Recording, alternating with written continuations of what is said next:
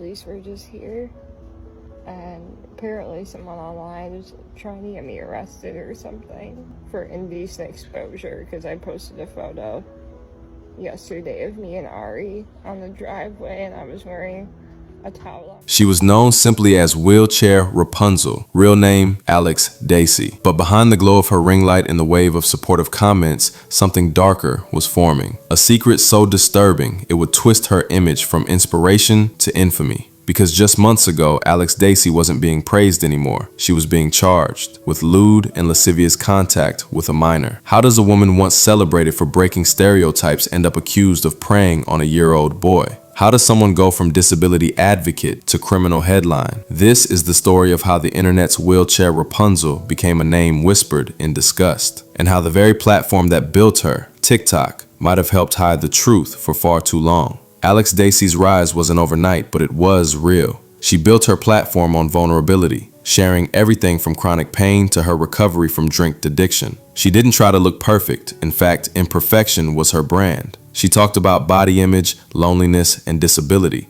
and the internet rewarded her for it. People loved her because she made them feel, and that's rare. But what no one realized at the time was that the same openness that made her relatable also made her untouchable. She wasn't just a creator, she was trusted. And when the internet trusts someone, they stop looking too closely. Then came the silence. Somewhere between mid-2024 and early 2025, Alex began posting less frequently. Her videos took a darker tone, late-night rants, emotional breakdowns, confessions about her struggles. Her captions grew cryptic and followers began to sense something was off. But nothing could have prepared them for what surfaced next. A Reddit post, quietly uploaded in r/Broward, Florida. The headline read, "Florida disabled influencer charged with lewd contact with a minor." It wasn't clickbait, the document was real. The name listed, State of Florida versus Demitowitz, Alexandria. Case type, felony, 2nd degree. Charge, lewd and lascivious conduct with a minor under the age of 16. And suddenly, everything people thought they knew about Wheelchair Rapunzel shattered.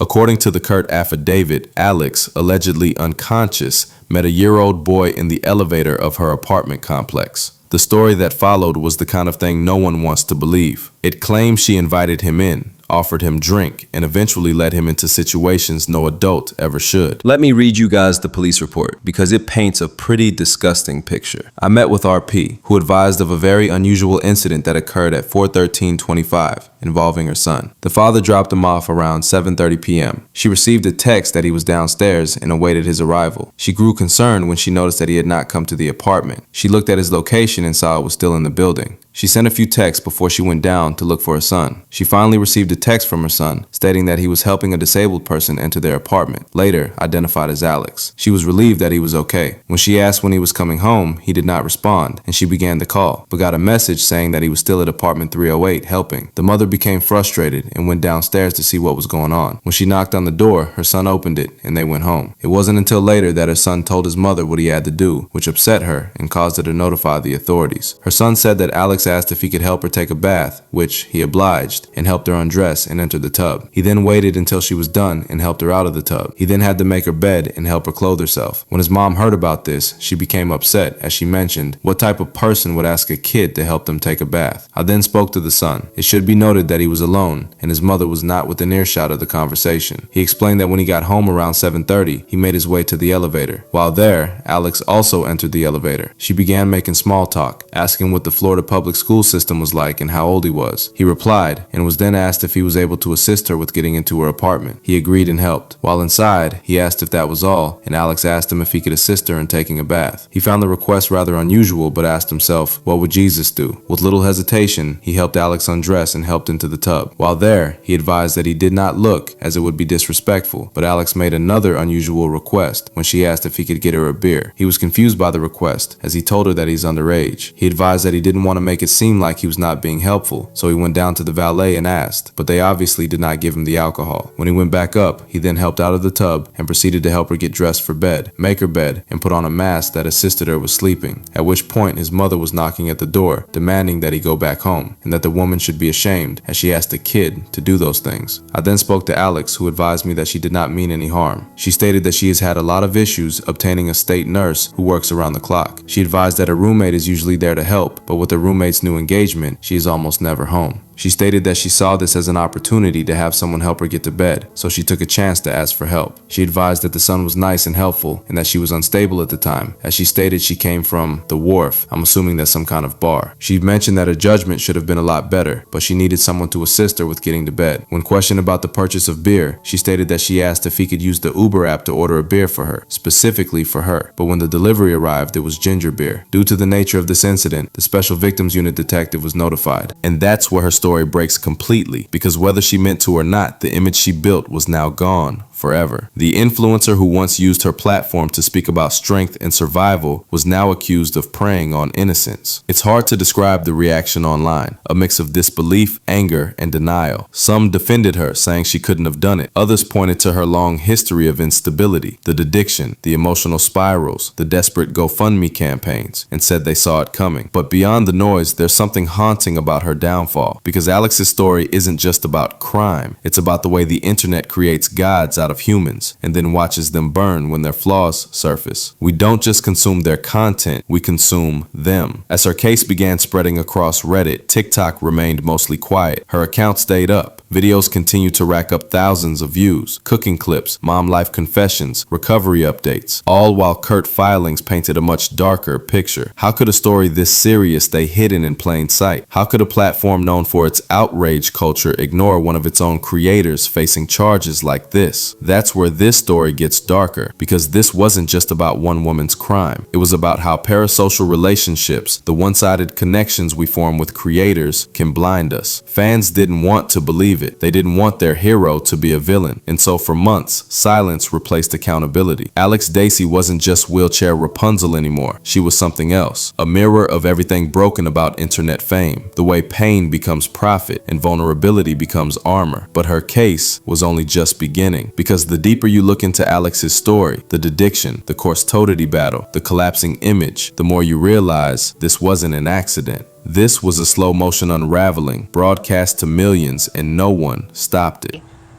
So I asked him to put me in a bathtub. So he did take off my dress and he put me in the bathtub. I told this to the police. This is all public record as well.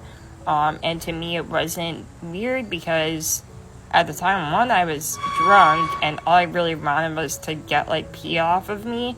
And two, to me, caregiving is clinical. It isn't, inherently sexual to see a naked body.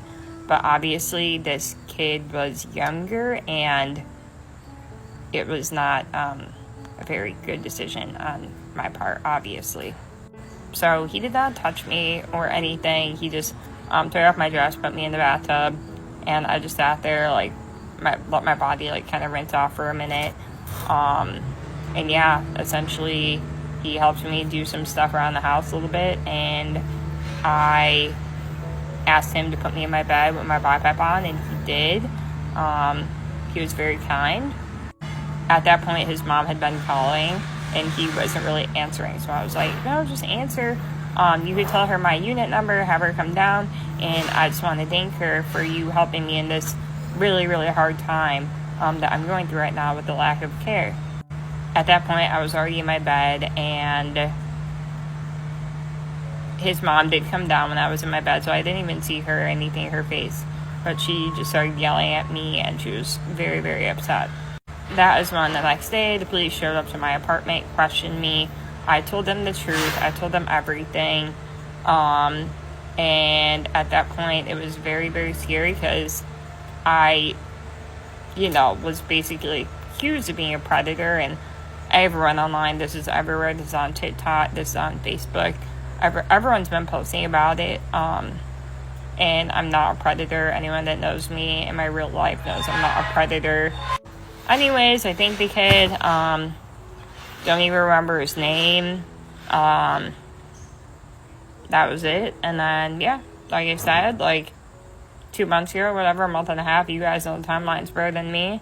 I got a call about my warrant, flew to Florida with some good friends of mine that were so supportive, and I essentially had to go in to turn myself in to get arrested, to get rid of the warrant. You have to do that, and then get bonded out. So I went there to do that. Scariest thing in my life. I didn't end up going to jail or getting processed the traditional way because they were equipped to handle someone with my type of disability. Although my attorneys did kind of give them a lot of prior information about what my needs would be during this whole processing through the jail. But when I got there, they were not equipped or ready to handle that.